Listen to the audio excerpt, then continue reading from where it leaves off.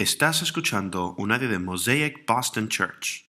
Si deseas ver más recursos, conocer Mosaic Boston y las iglesias de nuestro vecindario o hacer una donación a este ministerio, visite mosaicboston.com. Oremos. Padre Celestial, te agradecemos que hayas enviado a tu Hijo Jesucristo para que esté entre nosotros viviendo una vida humana. Te agradecemos, Jesús, que prometiste que construirías tu iglesia y que las puertas del infierno no la vencerían. Oramos hoy que nos muestres a partir de las Sagradas Escrituras cómo construyes la iglesia, cuáles son los bloques de construcción de tu iglesia, las bases, cuáles son los fundamentos, y haz que seamos un pueblo centrado en los fundamentos de proclamar el Evangelio de Jesucristo a los que no te conocen, llamando a la gente al arrepentimiento como nos arrepentimos nosotros mismos. Recuérdanos que estamos llamados a hacer discípulos que hagan discípulos, que debemos comprometer nuestras vidas en ello, orientar nuestras vidas en torno a la gran comisión, y recuérdanos que debemos servir a la gente de obra, en acción y en palabras. Envíanos de tu Espíritu Santo para que nos hable y que prepare nuestros corazones, nuestras mentes, nuestras voluntades para seguir viviendo para la gloria de Dios. Te lo pedimos todo en el nombre de Jesús. Amén.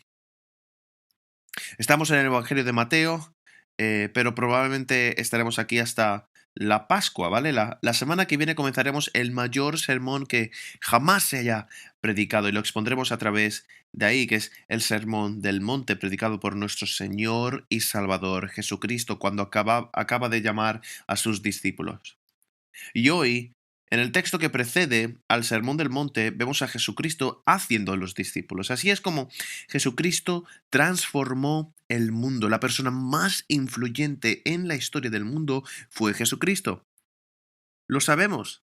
Y es de esperar, porque es Dios hecho hombre. Si Dios viene, se convierte en una persona que vive entre nosotros, obviamente va a ser la persona más influyente que ha existido. Eso no es simplemente un milagro, es lo verdad, ¿lo entendemos? ¿Qué es un milagro? Es que después de que Jesucristo se va, la iglesia crece. La iglesia crece tanto que la iglesia transforma el mundo. Esta mañana millones, me atrevo a decir, miles de millones de personas están adorando a Jesucristo en todo el globo. Él transformó el mundo, no solo a través de su propia palabra, sino a través de la obra de sus seguidores por el poder del Espíritu. Una de mis citas favoritas sobre la influencia radical de Jesucristo en el mundo es la del emperador Napoleón, que al final de su vida en el exilio llegó a la siguiente conclusión sobre el Rey de Reyes. Él dijo así, cito: Conozco al hombre y os digo que Jesucristo no es un hombre. La mente superficial ve un parecido entre Cristo y los fundadores de los imperios y los dioses de otras religiones. Ese parecido no existe. Hay entre el cristianismo y otras religiones la distancia del infinito. Alejandro, César, Carlomagno y yo mismo fundamos imperios. ¿Pero en qué nos basamos? ¿En qué apoyamos las creaciones de nuestro genio sobre la pura fuerza? No. Solo Jesucristo fundó su imperio sobre el amor. En esta hora, millones de hombres morirán por él. Toda otra existencia, salvo la de Cristo. ¿Cuántas imperfecciones? Desde el primer día hasta el último. Ese es el mismo, majestuoso y sencillo, infinitamente firme e infinitamente tierno. Propone a nuestra fe una serie de misterios y ordena con autoridad que los creamos. Sin dar más razón a esas tremendas palabras, Dios dice: yo soy Dios. Está claro que Jesús influyó al mundo, cambió el mundo, transformó el mundo. El mayor milagro es cómo lo hicieron sus seguidores, cómo lo seguimos haciendo nosotros hoy. ¿Cómo llevamos esa fuerza radical de transformación de la vida a las vidas de nuestros vecinos, de nuestros amigos, de nuestros colegas, a las vidas de la gente de esta ciudad y de fuera de ella? De eso vamos a estar hablando hoy. Mateo 4, 12 al 25. ¿Te gustaría mirar el texto conmigo, por favor? Cuando él oyó que Juan había sido encarcelado, se retiró a Galilea y saliendo de Nazaret, fue y se estableció en Capernaum, que está junto al mar, en la región de Zabulón y de Neftalí, para que se cumpliera lo dicho por medio del profeta Isaías cuando dijo, tierra de Zabulón y tierra de Neftalí, camino del mar, al otro lado del Jordán, Galilea de los gentiles. El pueblo, asentado en tinieblas, vio una gran luz, y a los que vivían en región y sombra de muerte, una luz les resplandeció. Desde entonces Jesús comenzó a predicar y a decir, arrepentíos, porque el reino de los cielos se ha acercado. Y andando junto al mar de Galilea, vio a dos hermanos, Simón, llamado Pedro, y Andrés, su hermano, y echando una red al mar porque eran pescadores, era lo que estaban haciendo, y les dijo, seguidme, y yo os haré pescadores de hombres. Entonces ellos, dejando al instante las redes, le siguieron. Y pasando de allí, vio a otros dos hermanos, Jacobo, hijo de Zebedeo, y Juan, su hermano, en la barca con su padre Zebedeo, remendando sus redes, y los llamó. Y ellos, dejando al instante la barca y a su padre, le siguieron. Y Jesús iba por toda Galilea y enseñando en sus sinagogas y proclamando el evangelio del reino, sanando toda enfermedad y toda dolencia en el pueblo. Y se extendió su fama por toda Siria, y traían a él todos los que estaban enfermos, afectados con diversas enfermedades y dolores, endemoniados, epilépticos y paralíticos, y él los sanaba. Y le dieron grandes multitudes de Galilea, Decápolis, Jerusalén y Judea, y del otro lado del Jordán. Esa es la lectura de la santa, inerrante, infalible y autoritaria palabra de Dios. Que Dios escriba estas verdades eternas en nuestros corazones. Tres puntos para enmarcar en nuestro tiempo hoy. El primer punto es de arrepentirse y predicar el Evangelio. Segundo, seguir a Jesús y hacer discípulos. Y tercero, servir a la gente de palabra y de obra, lo básico. Los fundamentos del cristianismo, de nuestra fe. Con demasiada frecuencia complicamos las cosas en la vida, incluyendo nuestra propia fe. Nos olvidamos de lo básico, nos olvidamos de los fundamentos sobre lo que todo se construye. Incluso los profesionales del deporte necesitan volver a los fundamentos de vez en cuando. Por eso es necesario el entrenamiento de primavera en béisbol, ¿vale? Por eso se necesita una pretemporada en el fútbol. Este año no hubo una pretemporada en el fútbol americano y es por eso que los Patriots no lo hicieron tan bien. Esa es la única excusa. Bueno, esa es la única razón. Tom Brady no tuvo nada que hacer, así que bueno, vamos a volver a los fundamentos. La semana pasada tuve que escribir un cheque. En primer lugar, no he escrito un cheque en meses, tal vez un año. Tuve que escribir un cheque, tuve que ir a buscar la chequera, tuve que encontrar el pago, tomar el bolígrafo y empiezo a escribir y me di cuenta de que hacía mucho tiempo que no escribía con la mano. Me sentía extraño, me sentí como, ¿qué estoy haciendo? Ni siquiera sé cómo escribir. Me siento como si estuviera en el jardín de infancia. O sea, siento que mi hija Milana escribe mejor que yo. O sea, conseguir eso necesitamos esos fundamentos, necesitamos los fundamentos de la fe cristiana. Por eso necesitamos este texto, que es el texto que precede al texto de la montaña, al sermón del monte. Aquí Jesús hace discípulos y luego enseña a sus discípulos. Tenemos que aprender a hacer discípulos como Cristo lo hizo. Y el primer punto es arrepentirse y predicar el Evangelio. Ha pasado un tiempo entre el verso 11 y el 12. El 11, Jesús estaba en el desierto y estaba siendo tentado por el maligno. Él resistió al maligno y los ángeles entonces vinieron y le ministraron, muy probablemente con comida. Y luego pasa un tiempo entre lo que es el versículo 11 y el versículo 12. Jesús continúa su ministerio en Judea, en Jerusalén, al mismo tiempo que Juan el Bautista, cuyos ministerios se relatan en el Evangelio de Juan. Y luego en Mateo 4:12 dice que cuando Juan oyó que había sido arrestado, se retiró a Galilea. hablando de Jesús.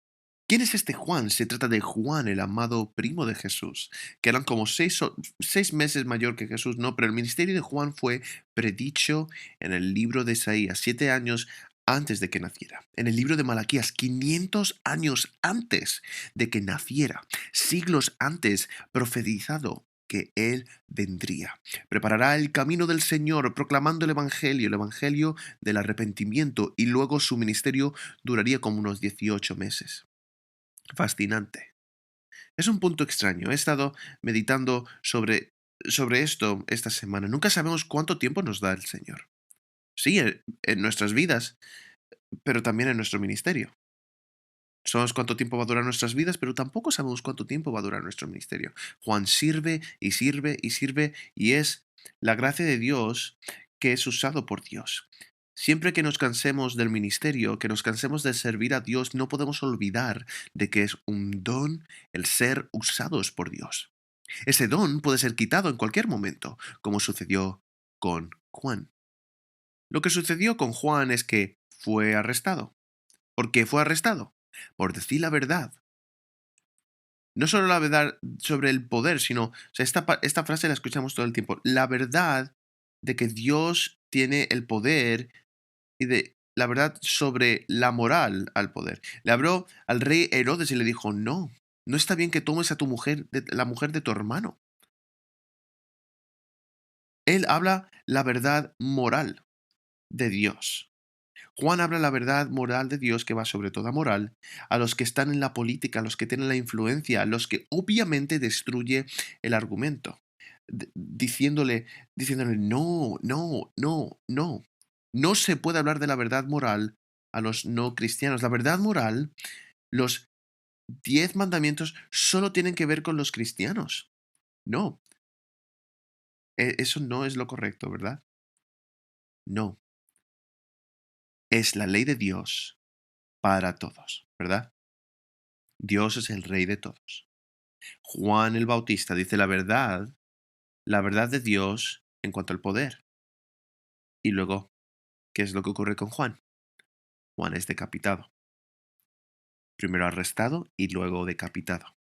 Cuando Jesús se entera de que Juan ha sido arrestado, se retira a Galilea. Se va a Galilea. Galilea era un lugar muy importante porque era una encrucijada. Hay muchos caminos que pasan por Galilea. Judea, dijo un comentarista, está en el camino a ninguna parte. Galilea está en camino a todas partes. Jesús elige un lugar para hacer su ministerio, para comenzar su ministerio, el cual es un lugar donde la gente va y viene y un lugar de transferencia de ideas. No va a Jerusalén, lo cual es de esperar, obviamente. Desafía las expectativas y va a un lugar donde la gente va y viene.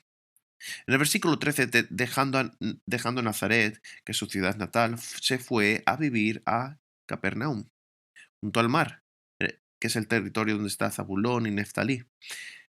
Nazaret, un pueblo pequeño, insignificante; Capernaum, que es parte del mar de Galilea, un pueblo bullicioso, ah, junto al mar, en la región de Galilea. Y ahí es donde va. ¿Por qué se fue de Nazaret entonces? Se va de Nazaret porque fue rechazado en su ciudad natal. En el capítulo 4 de Lucas se consta que predica en la sinagoga, que toma el rollo del libro de Isaías y dice, hoy se cumple esta profecía en medio de vosotros. Lo levantan y lo llevan al borde de un precipicio como quien quiere matar a proclamarse el Mesías. O sea, ¿le costó a Jesús hacer evangelismo? Obviamente sí. Jesús tuvo dificultades para evangelizar en su ciudad natal. Nadie le creyó. Ahora va a Capernaum, pasa mucho tiempo en Capernaum y Capernaum se convierte en su base de operaciones. Y luego en Mateo 11 Jesús lanza un ay sobre Capernaum. Ay de ti, Capernaum, ay de ti, Corazín, ¿verdad? Jesús trae luz, pero rechazan la luz. Porque no importa cuán grande sea la luz, si estás ciego. Eso es lo que el pueblo, así estaba el pueblo, estaba cegado por su propio pecado, por su propio orgullo, su propio egoísmo. y rechazó al Mesías. Rechazaron al Mesías.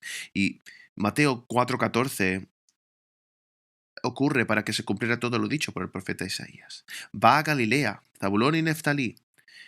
Y no va porque el rey Herodes haya arrestado a Juan, sino porque Jesús necesita cumplir la profecía. El versículo 15, la tierra de Zabulón y la tierra de Neftalí, el camino del mar, más allá del Jordán, Galilea de los gentiles, que es el pueblo que habita en tinieblas, vio gran luz, ¿no? Esa es la profecía. Para los que habitan en la región sombra de muerte, de sobre muerte, sobre ellos amaneció una gran luz. Entonces, Jesús comenzó a predicar diciendo, arrepentíos porque el reino de los cielos está aquí. Zabulón y Neftalí, las dos de las 12 tribus de Israel, son las tribus más pequeñas. Se le dio una tierra que estaba más lejos de Jerusalén y por eso se le llama Galilea de los gentiles, porque tenía una población mixta de judíos y gentiles. Debido a la mezcla de judíos y gentiles, la gente de Jerusalén miraba con desprecio a la gente de Galilea. Una vez más, el Señor elige asociarse con los humildes, con los despreciados, no con los altos ni con los poderosos. Va a un lugar donde está absolutamente claro que el Mesías es el Mesías. No solo para los judíos. Dios ha enviado al Salvador no solo para una etnia, sino para absolutamente todo el mundo. Para todo el mundo. Cada persona viva, sin importar su etnia, sin importar el color de su piel, sin importar su país de origen, sin importar su estatus socioeconómico, sin importar de dónde es, quién es, qué ha hecho, todos le necesitamos. A Jesús, no importa si eres de Estados Unidos, necesitas a Jesús, no importa si eres de Canadá. Definitivamente necesitas a Jesús. No importa si eres de Rusia, definitivamente necesitas a Jesús. Todo el mundo necesita a Jesucristo. Esta es la razón por la que va a Galilea, no a Jerusalén. Jesús no ha venido como un Mesías solo para los judíos. Ha venido como Mesías, como Rey del mundo. Esto es lo que nos decía Mateo. Los magos que vienen, los magos de los gentiles, vienen a adorar al Rey. Por esto, por eso Mateo termina con la gran comisión, los últimos versículos del libro, id y haced discípulos a todas las naciones, bautizándolos en el nombre del Padre y del Hijo y del Espíritu Santo. Jesucristo es la luz. Él es el Salvador. Ha venido a buscar y salvar lo que está perdido.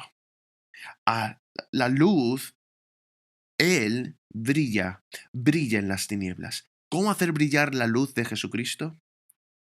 Esto nos muestra cómo hacemos brillar la luz en nuestro mundo. ¿Cómo podemos hacer brillar la luz en nuestro mundo? Somos sal, somos luz. ¿Cómo hacemos eso? Es una pregunta tremenda. Y me alegro que lo preguntes. Jesús la responde en el versículo 17. Así es como brilla la luz. Jesús comenzó a predicar y a decir, arrepentíos, arrepentíos porque el reino de los cielos se ha acercado. Ahora tú oyes eso y dices, esto no suena muy ligero, esto no suena como muy lleno de luz, un mensaje de arrepentimiento. Bueno, lo es, porque el pecado es oscuridad. El pecado nos aleja de la fuente de luz que es Dios. Proclamar este evangelio de, oye, puedes arrepentirte, puedes volver a Dios, eso es un mensaje de luz. Ese mensaje me resulta familiar. ¿Quién más predicó ese mensaje? Juan el Bautista. Mateo 3, del 1 al 3. En aquellos días, Juan el Bautista estaba predicando en el desierto de Judea, diciendo, arrepentíos porque el reino de los cielos está cerca. Ese es aquel de que habló el profeta Isaías cuando dijo, voz que clama en el desierto, preparad el camino del Señor, enderezad sus sendas. Juan el Bautista predicó este mensaje. Jesús predicó este mensaje. Jesús, cuando envió a sus discípulos en la primera gira de la predicación, les dijo Mateo 10:17, proclamad donde vayáis, diciendo el reino de los cielos está cerca, lo que significa que el Rey Jesús está aquí. Por tanto, arrepentíos. Pedro, después de la ascensión de Jesús, en el día de Pentecostés está lleno del Espíritu Santo, proclama el Evangelio y predica un poderoso sermón que la gente, lo cual afecta profundamente a la gente y gritan, ¿qué vamos a hacer? Y eso es lo que dijo Pedro en Hechos 2:38. Arrepentíos y bautizaos cada uno de vosotros en el nombre de Jesucristo para el perdón de vuestros pecados. Y recibiréis el don del Espíritu Santo, porque la promesa es para vosotros y para vuestros hijos y para los que están lejos, para los que el Señor nuestro Dios llama a sí mismo. Pablo hablaba a los ancianos en Éfeso después de terminar su ministerio allí. Dijo, o sea, resume el ministerio diciendo en Hechos 20:21, testificando tanto a judíos como a griegos del arrepentimiento hacia Dios y de la fe de nuestro Señor Jesucristo. Más tarde, en su defensa ante Agripa, Pablo resumió su predicación en Hechos 26:20. Primero, declaró primero a los de Damasco, luego a los de Jerusalén, a los de la región de Judea y también a los gentiles que debían de arrepentirse y volverse a Dios, realizando obras acordes con su arrepentimiento. Realizando obras acordes con su arrepentimiento. Fascinante. Muchos de nosotros, porque muchos de nosotros cuando pensamos en el Evangelio, pensamos en, me arrepiento, creo en Jesucristo y punto. Ya estoy salvado. Eso es todo. Ya no tengo que hacer nada. Y Pablo predicaba, no. Traes obras realizadas o realizas obras acordes con tu arrepentimiento. Juan el Bautista predicó lo mismo. Mateo 3:8, dad fruto que vaya en consonancia con el arrepentimiento. Fruto en consonancia con el arrepentimiento. Eso es fascinante. Está diciendo que, o sea, probad que son salvos, probad que os habéis arrepentido, asegura tu elección y tu llamado, dice San Pablo. Pruébalo. Por eso no hacemos, ¿sabes cómo lo hacen algunas iglesias? Por cierto, así es como creo que yo me salvé, no lo sé. No hacemos lo de caminar, lo de ir al altar y caminar por el pasillo e ir al altar. O sea, ah, si procedes de un tipo de iglesias, sabes de lo que estoy hablando. Pero fui a una conferencia de jóvenes a los 13 años y me dijeron, así es como eres salvo. Por cierto, los rusos saben cómo manipular. Tenían a una chica con el violín a fondo y había alguien tocando, o sea, estaban cantando esta canción sobre ¿y qué pasa si mueres hoy? ¿Realmente vas a ir al infierno? Y es como, yo no quiero ir al infierno. Y caminé yendo hacia el altar y yo dije, ya soy salvo. Eh, Caminé hacia el altar con mi mejor amigo, caminamos juntos y después le dije, ¿cómo te sientes? ¿Cómo te sientes, tío? Y él dijo, me siento salvado, ¿no? Y yo dije, yo también me siento salvo. O sea, eso es genial. Y nosotros aquí no hacíamos eso. ¿Sabes lo que te digo? Cuando alguien dice, creo que he confiado en Jesús, yo digo, ya veremos. Vamos a ver. Una semana pasará, 2 semanas pasarán. ¿Y estás creciendo en la fe? ¿Estás dando frutos con el arrepentimiento que muestran arrepentimiento? Tremendo. ¿Crees en Jesucristo? Necesitamos ver algún tipo de historial si eres salvado por el Salvador. Así es como Jesucristo habla del arrepentimiento, que hay transformación, nos arrepentimos y creemos en el Evangelio porque el reino está cerca. Lo que significa que el rey es ahora a quien sigues. Hay un cambio de vida. La centralidad del arrepentimiento también fue declarada negativamente por Jesús en Mateo 11 del 20 al 21. Entonces comenzó a denunciar a las ciudades donde se habían realizado la mayoría de sus obras poderosas porque no se arrepentían. Ay de ti, Corazín, ay de ti, Betsaida, porque si en Tiro y en Sidón se hubieran hecho las maravillas que se han hecho en vosotras hace tiempo, que se habrían arrepentido en ceniza. Lo que significa que si no te arrepientes, hay consecuencias. Mateo 12, 41. Los hombres de Nínive se levantarán en el juicio con esa generación y la condenarán porque se arrepintieron a la predicación de Jonás. Y aquí algo más grande que Jonás. Mucha gente entiende mal el arrepentimiento. Piensa que el arrepentimiento es remordimiento nada más. Y te digo, no es solamente remordimiento. Y no es solamente un cambio. Es realmente volver a Dios. Mucha gente piensa que el arrepentimiento es un remordimiento, que te sientes apenado, profundamente apenado por tu pecado y muy probablemente porque te apenan las consecuencias del pecado, porque hay consecuencias, es verdad. Mucha gente piensa que es solo autorreproche o autodesprecio.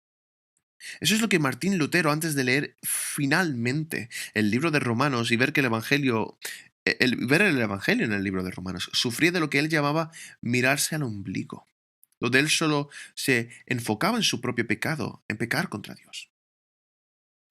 Estaba centrado en sí mismo. Ese remordimiento nunca lo llevó a Cristo, nunca lo llevó a Dios. En realidad era muy egoísta.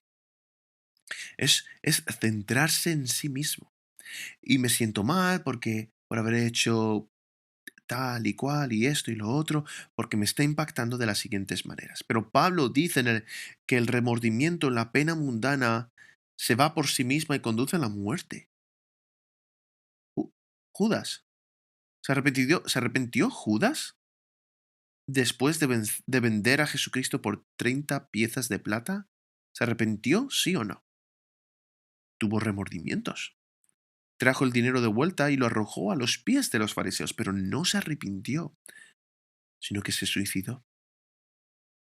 Otros vieron que el arrepentimiento, otros dicen que el arrepentimiento es solo una reforma moral, que solo cambias tu vida.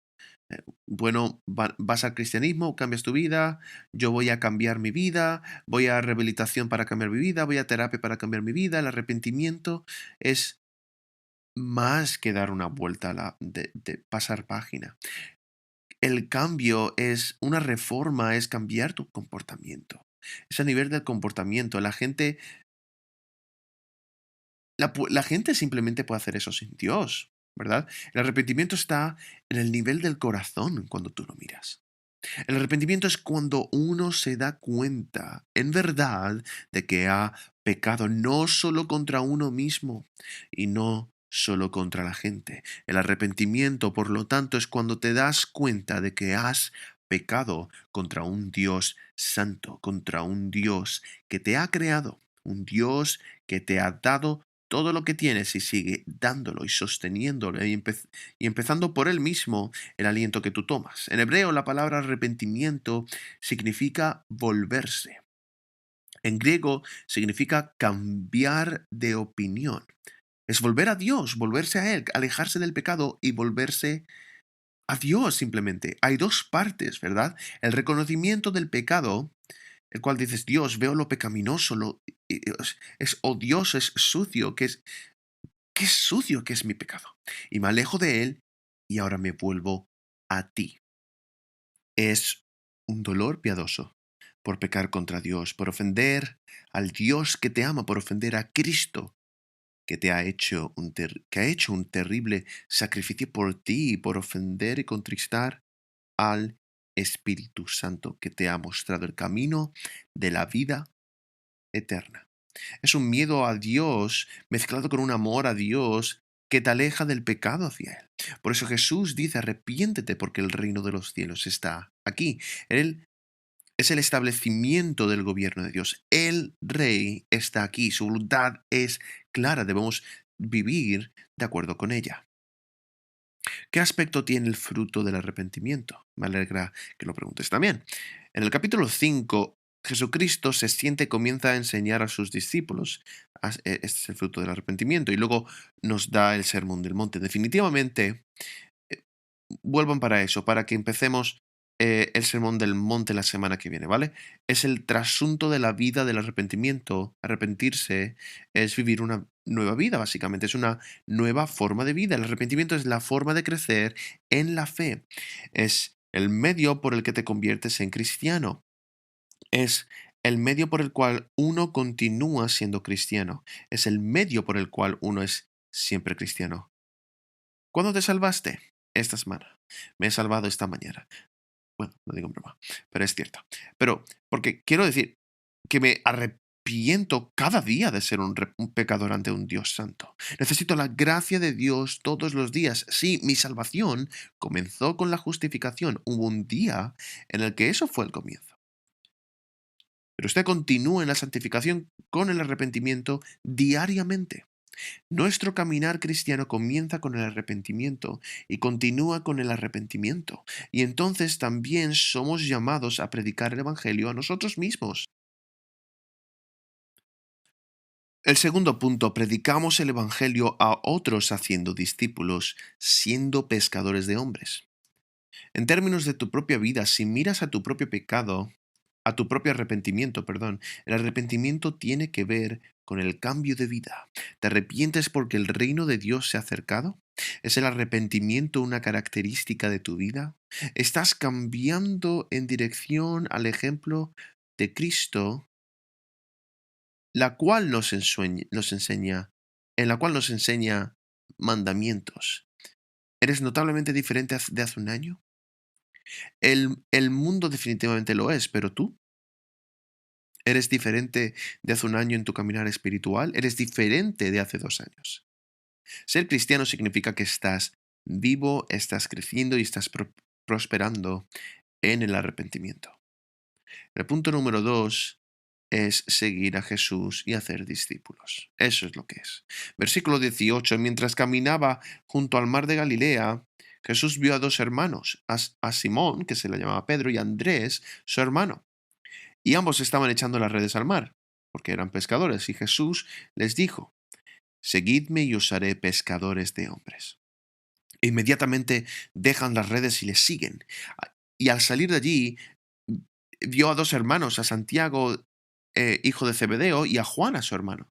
Y estaba en la barca con sus padres, remendando las redes, y les llamó. E inmediatamente dejan la barca y a su padre y les siguen. Ahora, algunos comentarios al respecto. El mar de Galilea es en realidad un lago.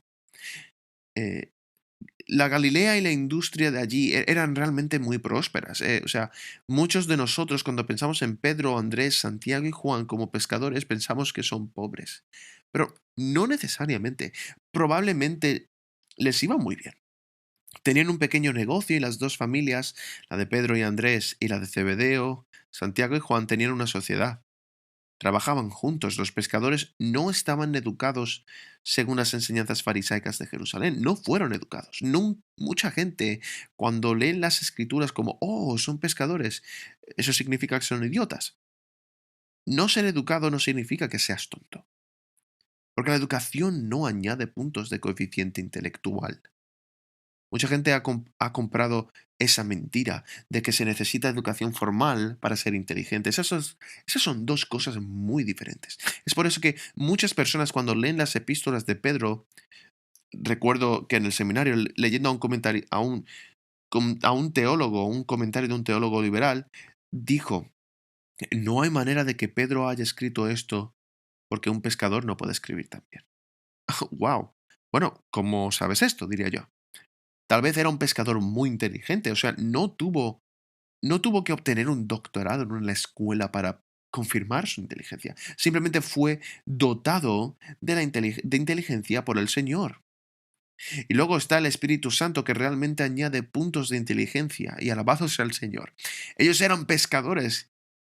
¿Qué sabemos de estos pescadores también? En realidad era una profesión muy peligrosa. La gente muere todo el tiempo. Esas son, estas son personas que están familiarizadas con el trabajo duro. Están familiarizados con las dificultades y Jesús los ve. Cuando los ve, dos de los hermanos están pescando. Dos de los hermanos están remendando las redes y Jesús elige a estos tipos que son laboriosos, conocen el trabajo duro, conocen las dificultades, saben lo que significa estar al borde de la muerte y escoge a estos hermanos que se han conocido, que ya se quieren, han trabajado juntos y hay una camaradería. ¿Qué más sabemos? O sea, Simón es un nombre hebreo, es un nombre judío. Y Pedro es su apodo griego, hay una mezcla de culturas ahí. Andrés tenía un nombre griego. Pero esto refleja la mezcla de las culturas también. Jesús los llama, dos veces vemos la palabra inmediatamente y dejaron todo inmediatamente, ¿no? O sea, vemos la palabra ahí, ¿no? Los llama inmediatamente y vuelven. ¿Fue la primera vez que se encontraron con Jesucristo? Probablemente creo que no. Como vemos en el Evangelio de Lucas, se habían encontrado con Jesús en el Evangelio de Juan también. Andrés es en realidad un seguidor y un discípulo de Juan el Bautista. Entonces se reunió con Jesús. Fue a comprobar las cosas y finalmente llamó a Pedro. Conocían a Jesús. Tuvieron tiempo para considerar las enseñanzas de Jesús. Tuvieron tiempo para considerar la misión de Jesús. Tuvieron tiempo para contar el costo. Y finalmente Jesús se acerca a ellos y les dice, ahora es el momento de tomar una decisión. Hoy, ahora mismo, seguidme, síganme. Esto es lo que significa.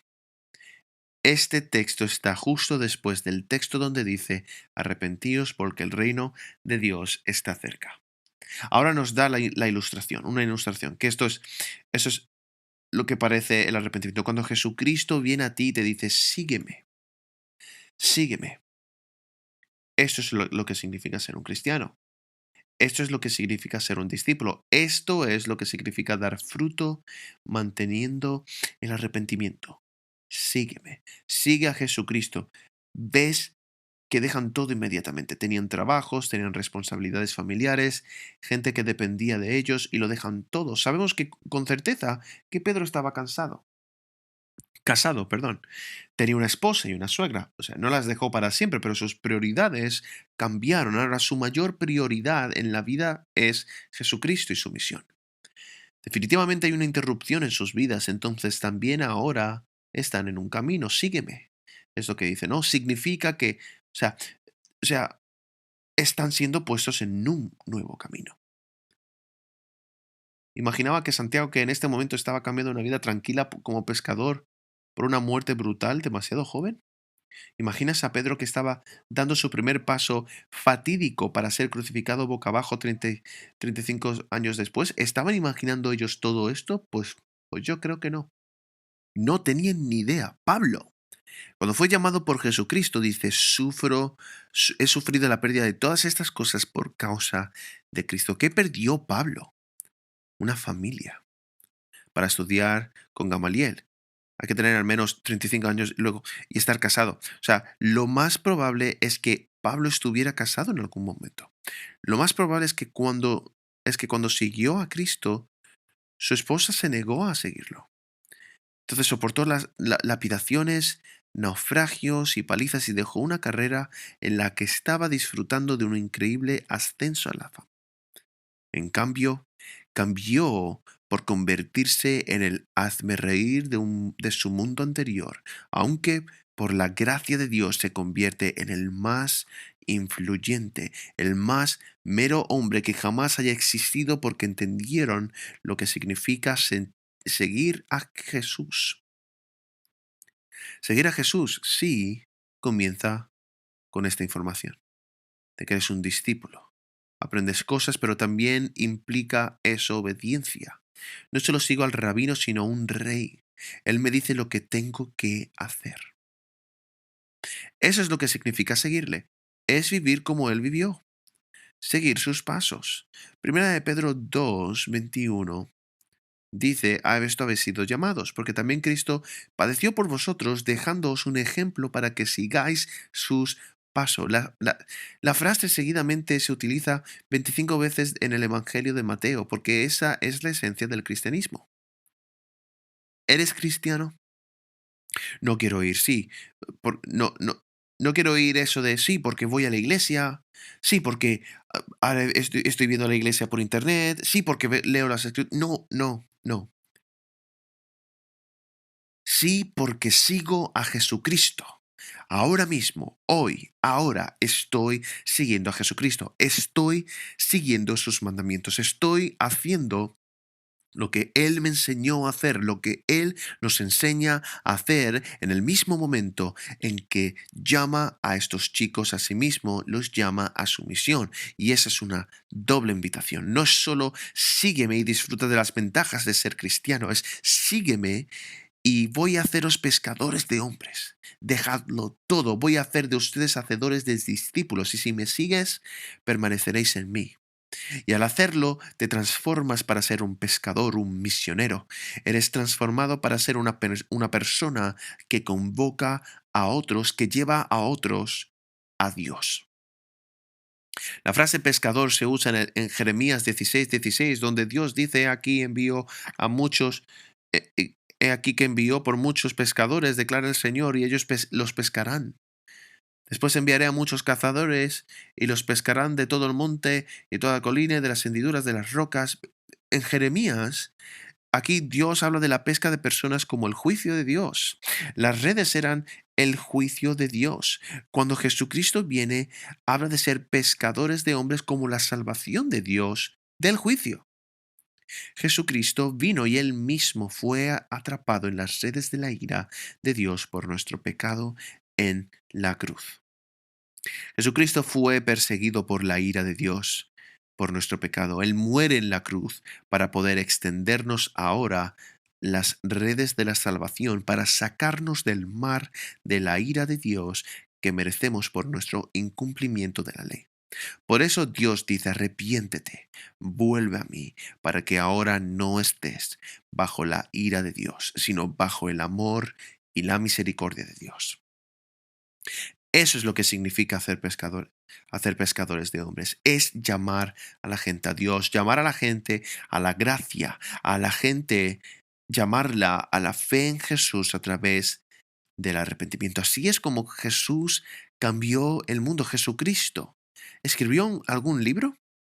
Lo único que creo que Jesús escribió, que sepamos, es una vez cuando escribió su dedo, cuando usó su dedo para escribir en la arena. ¿Construyó Jesucristo instituciones? ¿Se crearon monumentos a la vida y obra de Jesucristo inmediatamente después? No. Pero ¿cómo cambió Jesús al mundo? Escogió a 12 hombres, derramó su vida en ellos, les enseñó a ser discípulos de Él. ¿Qué hacen discípulos? Eso es el discipulado. Mucha gente piensa que el discipulado es que vamos a sentarnos juntos, leer un buen libro cristiano, hablar de él, y eso es el discipulado. No, no es un club de lectura. El discipulado es cuando haces otros discípulos de Jesucristo. Es la meta final del discipulado.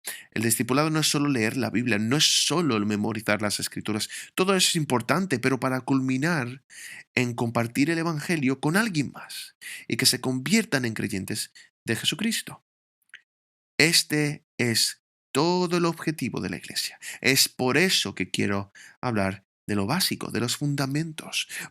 No podemos olvidar que este es nuestro trabajo. Esta es la razón por la que estamos aquí. Si te mueves de aquí, si te vas de aquí, tu trabajo va a seguir siendo el mismo. Solo el lugar ha cambiado. Estamos llamados a ser pescadores de hombres. Estamos llamados a hacer discípulos de Jesucristo.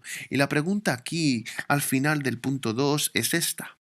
Estoy siguiendo a Jesús, estoy haciendo discípulos, estoy trabajando duro y haciendo discípulos. Soy audaz al compartir las buenas noticias de Jesucristo. Deberíamos de serlo. Proclamo a Jesucristo, el Evangelio de Jesucristo, con valentía. ¿Se salvaba a todo el mundo cuando predicaba? No. Nazaret, por ejemplo, su ciudad natal, rechazó a Jesús. Capernaum lo rechazó también. Él dijo, está bien, genial. Solo iré entonces a la siguiente ciudad. Solo voy a ir a la siguiente ciudad proclamando el Evangelio. O sea, cuando lo hagas, los elegidos vendrán a la fe. Eso es lo que confiamos en la soberanía de Dios. En eso se trata. El punto número 3 es servir a la gente de palabra y de obra. Eso es lo que hace el ministerio de Jesús. No solo servirlos en hechos, no solo servirlos en hechos y no solo en palabras, sino es ambos. Mateo 4 del 23 al 25 dice así. Y Jesús iba por toda Galilea enseñando en sus sinagogas y proclamando el Evangelio del reino, sanando toda enfermedad y toda dolencia del pueblo, y se extendió su fama por toda Siria. Y traían a él todos los que estaban enfermos, afectados con diversas enfermedades y dolores, endemoniados, epilépticos, paralíticos, y los sanaba. Y le siguieron grandes multitudes de Galilea, de Decápolis, de Jerusalén y de Judea, y del otro lado de Jordán. En primer lugar, Siria no es el país moderno de Siria, ¿vale? Sino una zona del norte de Galilea en aquel entonces. La gente viaja para ver a Jesús a medida que su fama crece. ¿Qué hacía él? Dice que pasó tiempo enseñando en las sinagogas, o sea, son centros religiosos para el pueblo judío, ¿no? Donde se predica, o sea, ¿y qué hace? Predica la buena nueva del reino de Dios a todo el mundo. Y empieza a curar a la gente de enfermedad, aflicciones, de posesiones demoníacas. Jesucristo es la segunda persona de la Trinidad del Dios poderoso Trino y es inevitable que Jesús haga milagros. Él es hacedor del mundo, es el salvador del mundo. Es Él que creó la vista, por lo tanto puede dársela a los ciegos. Él creó la audición para dársela a los sordos, etcétera, etcétera. Jesús es el hombre de Dios, hombre, el creador del cielo y de la tierra. No debería sorprendernos que haga milagros. Deberías esperarlo. Deberías de esperarlo. Es más una sorpresa que Jesús muriera y que resucitara. O sea, es una sorpresa en verdad que Jesús resucitase. No debería de serlo. Porque Él es Dios hombre. Por supuesto, Él vuelve de los muertos. Lo sorprendente es que solo muriese. Se espera la creación del Creador, que tenga poder creador, que Él da la vida, que puede restaurar y resucitar. Tal vez es por eso que los escritores de los evangelios presentan los milagros muy despreocupadamente. Y sí, Jesús caminó y resucitó a este tipo y le dio la vida a este tipo. Sí, porque Él es el hombre que hace milagros. Es Dios. Eso no debería ser un problema. Ahora la pregunta es, ¿por qué Dios nos dio estos milagros? La escritura dice que son señales. Hechos 2:22 dice, hombres de Israel, escuchad estas palabras, Jesús de Nazaret, un hombre que Dios, un hombre que Dios os ha atestiguado con obras poderosas, prodigios y señales que Dios hizo por medio de él, en medio de vosotros, como vosotros mismos sabéis. Son maravillas y señales, lo que significa que Dios las da para señalar una verdad mayor y una realidad mayor. Nicodemo, cuando vino a Jesús de noche en el capítulo 3 de Juan, dice, Maestro, sabemos que eres enviado de Dios, porque nadie puede realizar las señales milagrosas que tú hacías. Para Jesús los milagros no eran el punto. Los milagros no cambian los corazones. Es por eso que Mateo 11 dice, ay de ti, Corazín, ay de ti, Betsaida, porque se han hecho señales de ti. Vieron señales y no se salvaron. No se salvaron. Por eso Jesús, siempre que hacía señales, dos milagros se daban para reforzar la fe, no para crearla. La fe solo se nos da con un don de Dios. Marcos 1:32 al 39, pasajes increíbles donde Jesús sana a la gente y luego se detiene aquí. Aquella noche, al anochecer, le trajeron a todos los que estaban enfermos y oprimidos por los demonios. Toda la ciudad estaba reunida en la puerta y curó a muchos enfermos de diversas enfermedades y expulsó a muchos demonios y no permitía que los demonios hablaran porque le conocían. Y levantándose Jesús muy de mañana, cuando aún estaba muy oscuro, salió y se fue a un lugar desolado donde oró. Simón y los que estaban con él lo buscaron y lo encontraron y dijeron, todos te buscan, Jesús. Y Jesús les dice, vayamos a los siguientes pueblos. Todo el mundo te busca para que cures de nuevo, Jesús. Más gente quiere curarse. Todo el mundo le busca. Y Jesús le dice, vayamos a los siguientes pueblos para que predique allí. Pues para eso he venido. Recorrió toda Galilea predicando en sus sinagogas y expulsando demonios. ¿Qué está haciendo Jesús? ¿Puedo sanarte de tu enfermedad? Jesús, aquí. ¿Puedo sanarte de tu enfermedad? Y si no te arrepientes de tu pecado, estás desesperadamente enfermo. ¿De qué sirve que te sanes físicamente? Luego pasa el tiempo y mueres y estás espiritualmente enfermo por toda la eternidad en un lugar llamado infierno. ¿Qué sentido tiene? Jesús se enfoca en el Evangelio, en que esta es la mejor noticia, esta es la única esperanza para el mundo. Esto es lo único que puede transformarnos. Él hace milagros. Hay milagros que apuntan al milagro mayor. El mayor milagro de todos es que Dios resucita a la gente de la muerte espiritual. Que Dios da el don del arrepentimiento, da el don de la fe, da el don de la obediencia, el don del Espíritu Santo. Cuando Jesús alimenta a los 15.000, perdón, a los 5.000, es una señal de que Él es el pan de vida. Cuando cura a los enfermos, Él es una imagen de que nos libra de la enfermedad, del pecado y de la muerte misma. Cuando expulsa a los demonios de los poseídos, es para mostrar que Él tiene poder sobre Satanás. Cuando cura a un paralítico, diciendo tus pecados te son perdonados, ahora levanta de tu cama, de tu lecho y camina. Él está mostrando que la mayor parálisis que tienes es la del pecado. Y la segunda es la parálisis física. La curación física es una señal, pero el perdón es una realidad. Vivimos en un mundo en el que más que nunca, en esta época, pensamos en la muerte y en la gente que se enferma. Por eso es tan importante que nunca, o sea, que no olvidemos nuestro trabajo. Muchos cristianos, creo, se han tomado unas pequeñas vacaciones de la Gran Comisión. ¿Por qué? Por la pandemia. Esa es una excusa para toda la pandemia. No, todavía tenemos un trabajo que hacer, que es la gran comisión de Jesucristo. Ir y hacer discípulos. No olvidemos esto, para que cuando la gente muera, lo cual es inevitable, todos vamos a morir, vamos a un lugar mejor por tu fe en Jesucristo, por el arrepentimiento, por ser discípulos y por seguirle. Piensa en Lázaro. Yo pienso, yo siempre pienso en Lázaro. Lázaro volvió de entre los muertos. Eso es impresionante. Él vuelve, vive, vuelve a la vida. Nueva oportunidad en la vida. ¿Alguna vez has tenido una experiencia cercana a la muerte y luego durante esa semana te sientes como el mejor ser humano de todos? Es asombroso.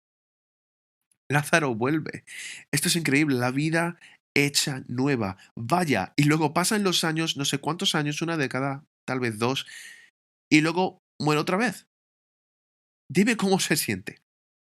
Lo más probable es que esté emocionado, o sea, es que esté emocionado. Estoy muy contento de haber terminado con este basurero, o sea, este cuerpo, misión cumplida. Voy al cielo. Voy a pasar la eternidad con Jesús. No puedo esperar. Así es como me siento. Se lo digo a mi esposa todo el tiempo. A ella no le entusiasma eso. Yo estaba como, no puedo esperar para ir a Jesús. Trabajo, terminar el trabajo e ir al cielo. Y ella dice, todavía tienes 4 hijos que criar, ¿vale? Y yo dije, vale, es verdad, sí, tienes razón. Por eso estoy aquí. Es mejor para mí quedarme un poco más. Cuando crees en Jesucristo, esa es la seguridad que tienes. Esa es la verdad que tienes, que Jesucristo trae luz y vida a todas las personas. Él puede perdonar a cualquiera y a todos los pecados. Él puede sanar cualquier dolor emocional, Él puede liberar de cualquier adicción profunda, sanar cualquier enfermedad física y curar cualquier corazón roto, cualquier familia con problemas. Y si no eres cristiano, ven a Jesucristo. Si eres cristiano, ven a Jesucristo también. Si te perdiste en alguno de los puntos, arrepiéntete y predica el Evangelio. Sigue a Jesús. Haz discípulos. Sirve a la gente de palabra y de hechos. Oremos. Señor, te damos las gracias por este tiempo en las Sagradas Escrituras. Nos encantan las Escrituras. Amamos tus Escrituras. No solo nos enseñan e iluminan nuestras mentes, sino también nuestras almas.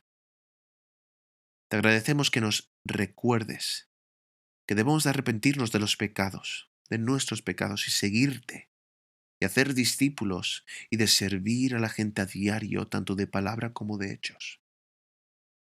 Te pedimos que sigas enviándonos al Espíritu Santo, que sigas animándonos a decir la verdad del Evangelio. Sigue dándonos oportunidades para hablar del Evangelio y llamar a la gente al arrepentimiento, porque han ofendido a un Dios santo, pero también este Dios es un Dios misericordioso que nos envió a Jesucristo, que murió en la cruz por nuestros pecados. Por eso te damos las gracias. En el nombre de Jesucristo oramos. Amén.